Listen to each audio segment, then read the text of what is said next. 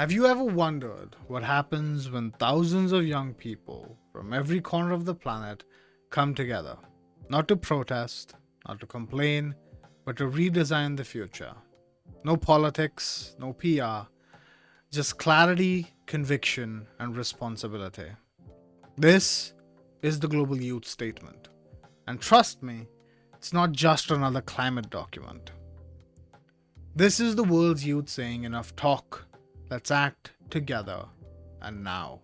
Every year, global leaders gather at the UN Climate Conference, the COPs, to negotiate how the world responds to climate crisis.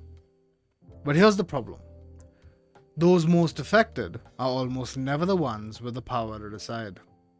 Young people, the inheritors of the planet, have historically been treated like we're just there for the group photographs at the end. But here's what's changed.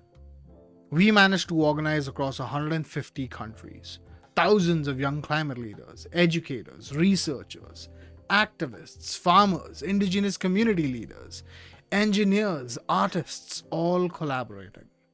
We debated, we consulted, we listened to lived realities, from the rising seas in the Pacific to droughts in Africa, to floods in South Asia, and even the wildfires in Latin America and Europe.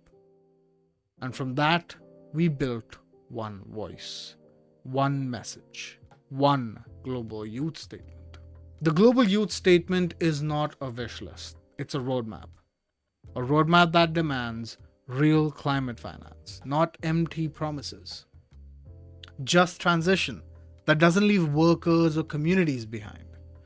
Protection of indigenous knowledge because climate solutions already exist.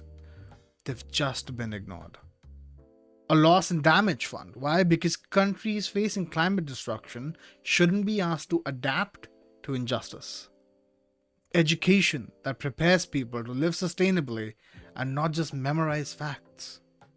Peace, security, and climate justice. Because where there's conflict, there can be no climate resilience. This is not a youth request. This is a youth negotiation. And here's the part no one tells you. Young people aren't just speaking. We're already doing. We're restoring mangroves. We're leading community energy networks. We're innovating climate finance tools. We're redesigning agriculture, education, governance, and even technology. But we cannot out-volunteer broken systems. We cannot solve alone what governments refuse to prioritize.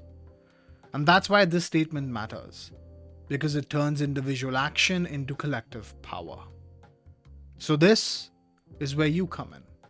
This is not the time to scroll away and say someone else will fix it. No one will. You, yes, you are literally part of the generation the world has been waiting for. You don't need to be an activist. You don't need to lead a campaign. Start by simply reading the Global Youth Statement.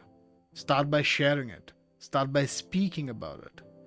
Because awareness is not passive. Awareness is a form of power. And collective awareness, well, that's how movements become unavoidable. And this is a moment. It's a shift from being spoken for to speaking for ourselves. We're not leaders of tomorrow, we are the decision shapers of today. And the world is finally starting to listen. This is the Global Youth Statement, and the story is just beginning.